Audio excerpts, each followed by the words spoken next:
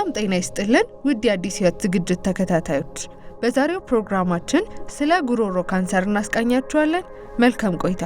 የጉሮሮ ካንሰር በጉሮሮ ወይም በድምጽ ሳጥን ውስጥ የሚነሳ የካንሰር አይነት ሲሆን በቅድሚያ ከታወቀና አስፈላጊውን ሕክምና ከተደረገለት ጥሩ የሚባል ውጤት ይኖረዋል። ከ2 እስከ 3 ሳምንት በላይ የሚቆይ የጉሮሮ ህመም፣ የድምጽ መቀየር ወይም የአንገት አካባቢ እብጠት ካለ በፍጥነት የጆሮ የአፍና የጉሮሮ ሐኪምን ማማከር ይገባል።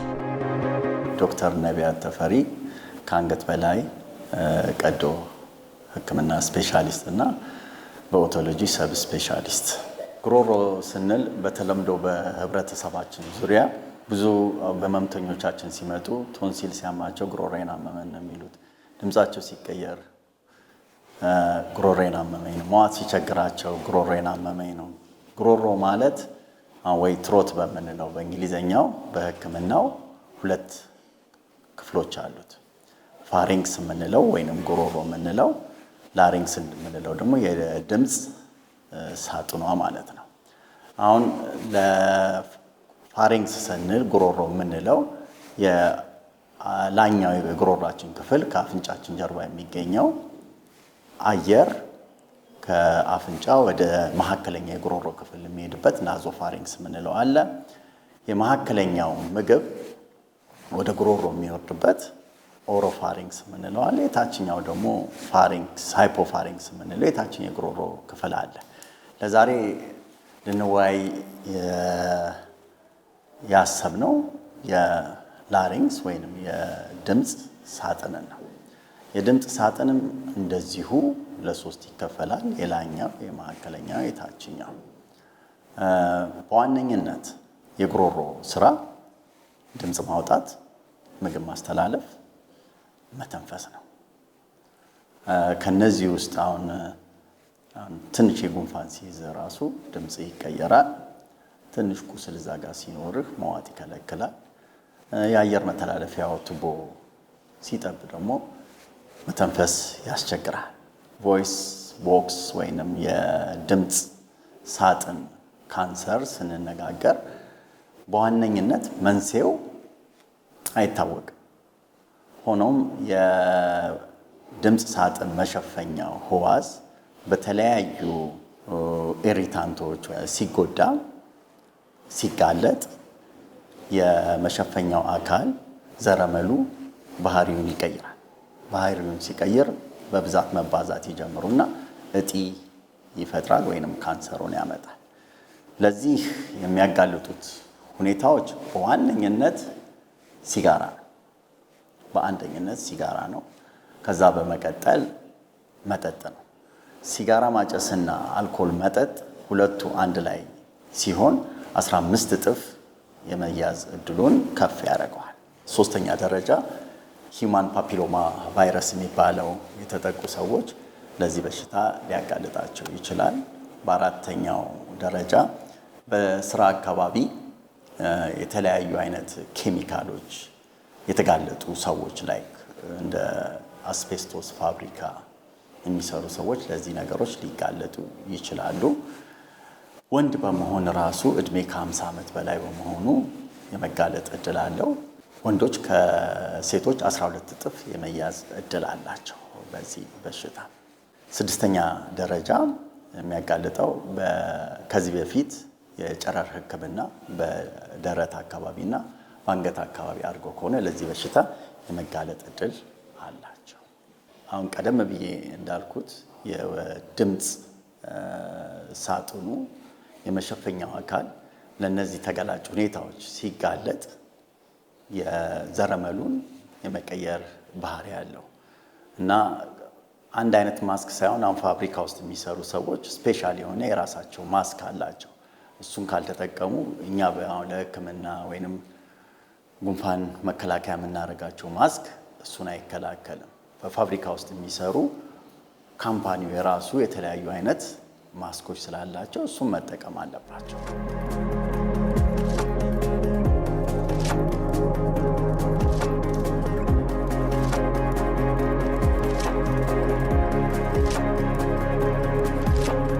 የአፍ ካንሰር ራሱ ወደ ጉሮሮ የመሰራጨት እድል አለው በአድቫንስ ስቴጅ ላይ ስንደርስ። ሁለተኛው ደግሞ ሁለቱም በአንድ ሰዓት ላይ ልናገኝ እንችላለን። የአፍ ካንሰርም የጉሮሮ ካንሰርም ልናገኝ እንችላለን። ምክንያቱም እነዚህ አጋላጭ ሁኔታዎች በአፍ አልፈው ነው ወደ ታች የሚሄዱትና ሁለቱንም አካሎች የመጉዳት ባህሪ ሊያጋጥማቸው ይችላል። ምልክቶቹ ዋነኛው አሁን የድምፅ ሳጥን ዋናው ቀዳሚ ምልክቱ የሚሆነው የድምፅ መቀየር ነው። ማንኛውም ሰው ድምፁ በ2 ሳምንት ወይ 3 ሳምንት በላይ ተቀይሮ ከተገኘ ሐኪሙ ጋር ሄዶ ማማከር ይኖርበታል። የመጀመሪያው ምልክት የሚሆነው ድምፅ መቀየር ነው። በሁለተኛ ደረጃ ምግብ መዋጥ መክበድ ነው፣ ማስቸገር ነው። መጀመሪያ ለጠንከር ላሉ ምግቦች ምግብ መዋጥ ሊያስቸግረው ይችላል። በሽታው ከፍ እያለ እየጨመረ ሲሄድ ፈሳሽ ምግቦችን መዋጥ ያቅተዋል። በመጨረሻው ደግሞ ከፍተኛው ደረጃ ላይ ሲደርስ ምራቅም የመዋጥ ችግር ሊከሰት ይችላል።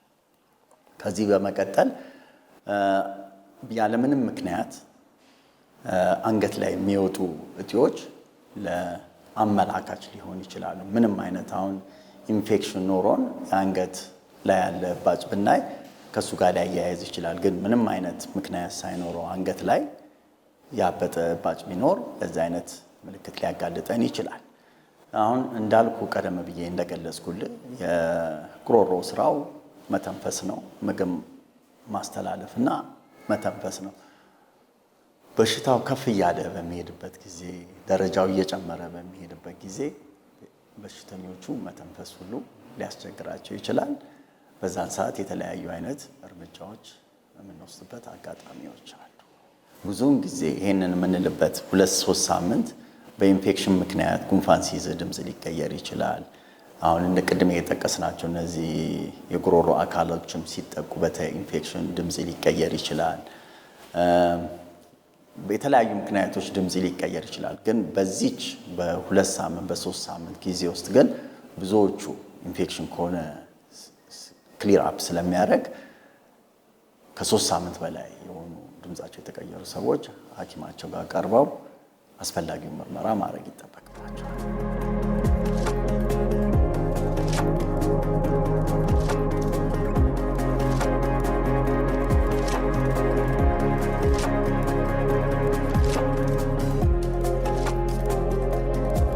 እዚህ ጋር አሁን ሐኪም አሁን ህመምተኛው ሲመጣ የምንጠይቃቸው ጥያቄዎች አሉ።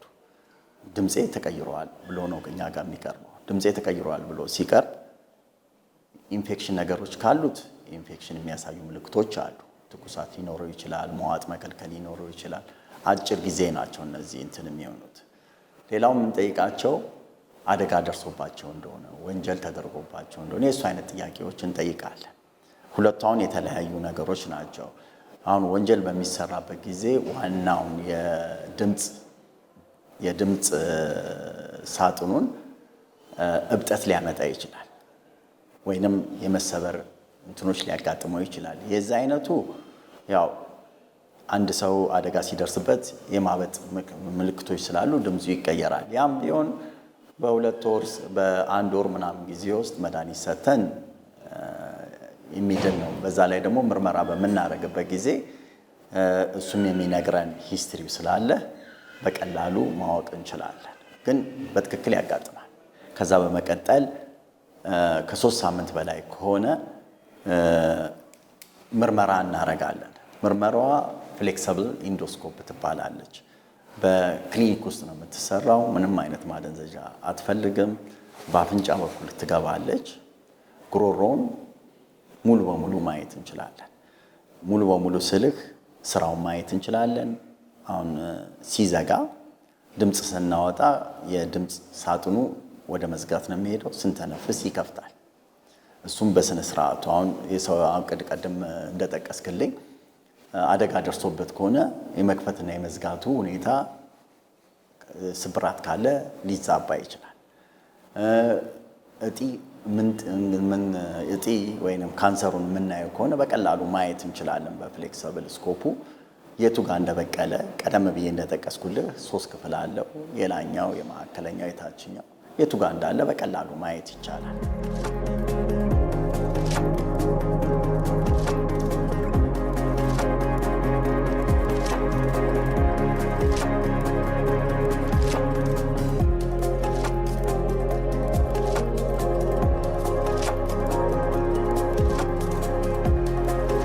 ኦኬ ማንኛውም ህሙማን ሲመጣ ከአንገት በላይ የህክምና ክፍል ስለሆነ ጆሮን፣ አፍንጫን፣ ጉሮሮን እንመረምራለን። ሁሌ የምንጀምረው ከጆሮ ነው። ጆሮ ላይ ምን ችግር እንዳለው አይተን ለፔሸንቱ እንገልጽለታለን። የምንጠቀመው ማይክሮስኮፕ ከ300 በላይ ማግኒፋይ ያደርጋል። ጆሮ ቆንጆ ነው፣ ምንም አይነት ችግር የለውም።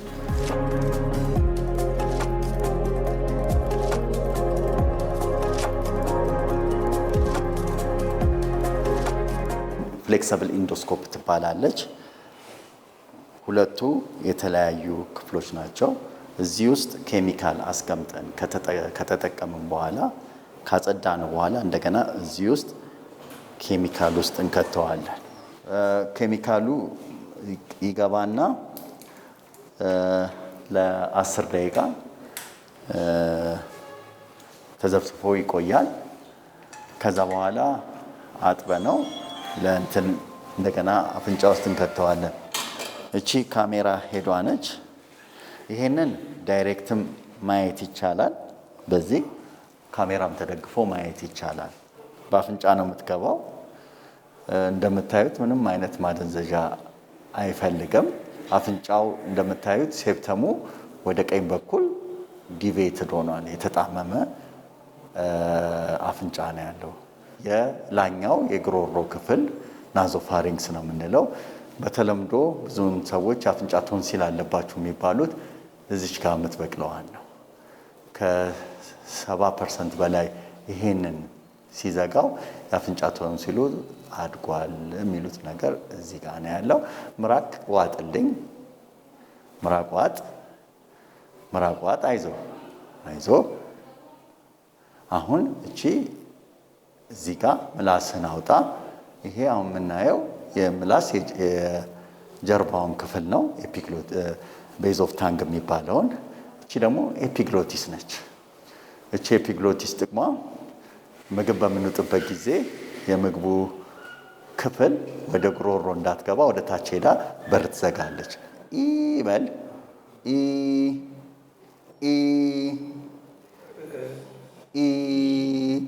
አሁን ድምፅ ለማውጣት ስንፈልግ ሁለቱ መቀራረብ አለባቸው።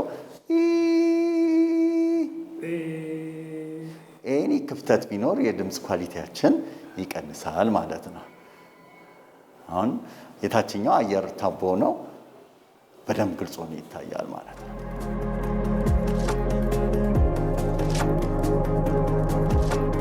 ከዛ በመቀጠል አልትራሳውንድ፣ የአብዶመን አልትራሳውንድ ልናዝ እንችላለን።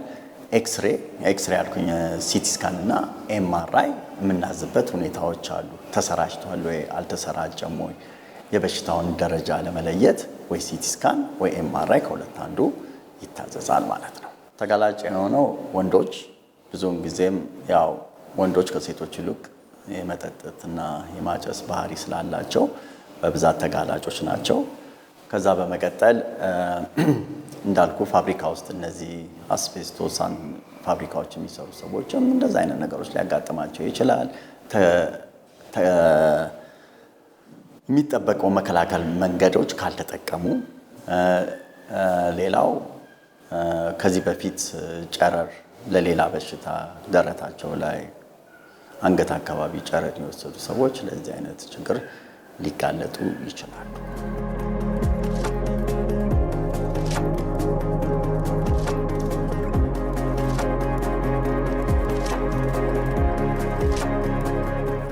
ከሕክምናው በፊት ከመሄዳችን በፊት ምርመራው ላይ ማወቅ የሚገባው ዋናው ናሙና መውሰድ ይኖርብናል። አሁን ይሄኛው በአፍንጫ በኩል የምናየው በሽታዋ እንዳለች እንደሌለች ነው የምናውቀው። ናሙና ስንወስድ ሙሉ ማደንዘዣ ወስደን ነው ቆንጥረን ወስደን የበሽታውን አይነት ምን እንደሆነ እንለያለን ማለት ነው። በሽታው ሕክምናው የሚወሰነው የናሙና ውጤት ታይቶ ነው። ናሙናው ይታያል እና ደረጃው ይታወቃል። ግን ሰፋ አድርጌ ባይልህ ሕክምናው ጨረር ሊሆን ይችላል፣ ኬሞቴራፒ ሊሆን ይችላል፣ ሰርጀሪ ሊሆን ይችላል። ሰርጀሪ እና ደግሞ ጨረር ሊሆን ይችላል። ይህ የሚወሰነው እንደ ደረጃው ነው እና እንደ በሽተኛው ፍላጎት ነው። ብዙውን ጊዜ ጥናቶች እንደሚያመላክቱት ደረጃው ዝቅ ያለ ከሆነ ጨረርም ሰርጀሪም የ5 ዓመት እንትኑን እኩል ነው። ደረጃው ግን ከፍ ካለ አድቫንስ ስቴጅ የምንለው ላይ ከሆነ ሰርጀሪ ጥሩ አውትካም አለው። ሰርጀሪ ስንል ሙሉውን የድምፅ ሳጥኑን ማውጣት ማለት ነው። ድምፅ ሳጥኑን አውጥተን የሚተነፍሱትም በአየር ቧንቧቸው ይሆናል ማለት ነው።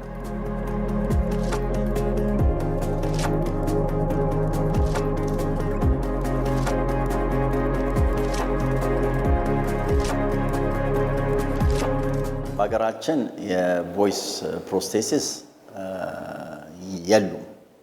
ግን ከውጭ የሚመጡ አንዳንድ እርዳታዎች በምናገኝበት ጊዜ ከነሱ ጋር ሆነን አብረን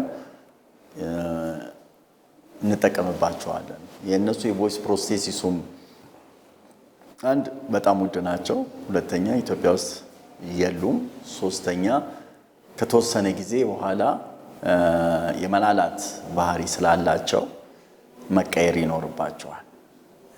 በ6 ወር እስከ 1 ዓመት ጊዜ ውስጥ የመቀየር ይኖርባቸዋል። ያ ሲሆን አገር ውስጥ ስለሌለ የማግኘት እድሉ ዝቅተኛ ነው። ብዙውን ጊዜ የኛ በሽተኞች ሀሳባቸውን በመጻፍ ይገልጻሉ። እዚች ላይ የተከፈተችው አየር ማስተላለፊያ ቱቦዋ ተፈጥሮ አይደለችም፣ እኛ የሰራናት ነች። ሁሌ አንገታቸው ላይ የምትሸፈን ሪባን ነገር መኖር አለባት። ለምንድነው? ትንኝ ምናምን እንዳይገባ መሸፈን አለባቸው። አየሩም ራሱ ቀዝቀዝ ሲል የቀዘቀዘ አየር በሚገባበት ጊዜም ትንሽ ሳል ሊያመጣባቸው ስለሚችል ሽፋኗ ብትኖር ይመረጣል። አንዳንዴ በዙሪያው እንትን ሊፈጥር ይችላል፣ የደረቁ ሙኮሶች ክረስት ነገር ሊፈጥር ይችላል። ያንንም ማውጣት ፔሸንቶቹ መማር ይኖርባቸዋል። አንዳንዴ የቺ ቱቦዋ ራሱ የተከፈተችው መተንፈሻዋ ልትጠብ ስለምትችል ላልተወሰን አልፎ አልፎ ትራኪዮስቶሚ ቲዩቧን ከተን ማስቀመጥ አለብን። ኢንፌክሽን በሚኖርበትም ጊዜ አየር ቱቦውን ለመከላከል ትራኪዮስቶሚ ቲዩብ የምንከትበት ጊዜ አለ። ብዙዎቹ ፔሸንቶቹም እንዲያውም ትራኪዮስቶሚ ቲዩብ ቢኖርላቸው የሚመርጡ አሉ። ግን አንዴ በሰፋ አድርገን ስለምንከፍትላቸው ብዙ ትራኪዮስቶሚ ቲዩብ የሚያስፈልጋቸው አይደሉ።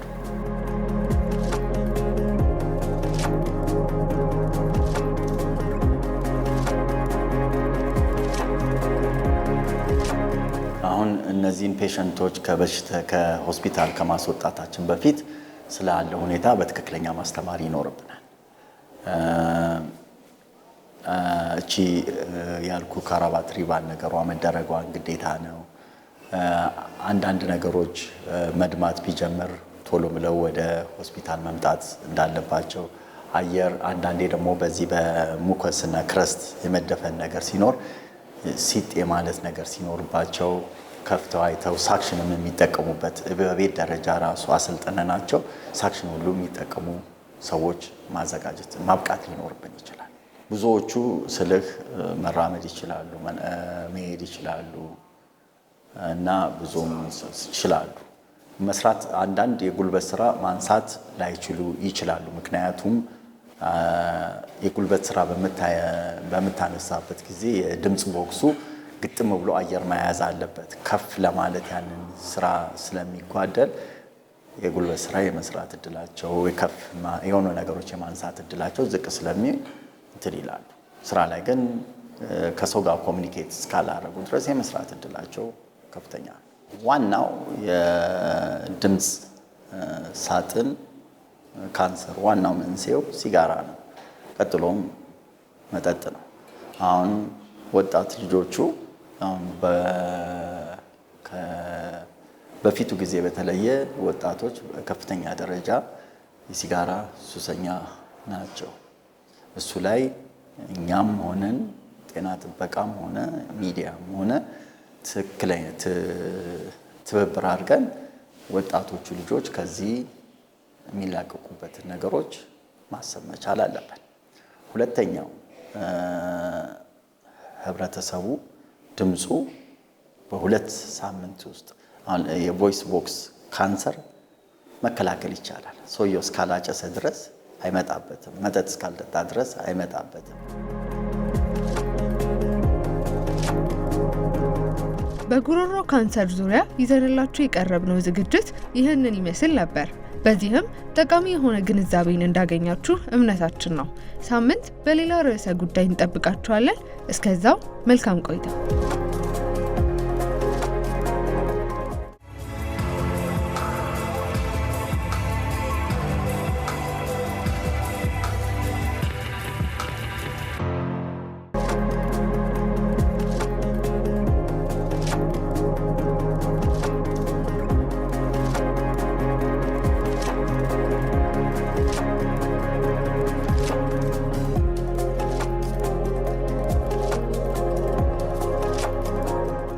እስከ መጨረሻው ድረስ ከኛ ጋር ስለነበራችሁ እናመሰግናለን። የምናዘጋጃቸውን አዝናኝ ቪዲዮዎች ማየት ከፈለጋችሁ እዚች ጋር ጠቅ ያድርጉ። ሰብስክራይብ የሚለውን ደግሞ እዚህ ጋር ጠቅ ማድረግ እንዳትረሱ። በቀጣይ ቪዲዮ እንገናኝ።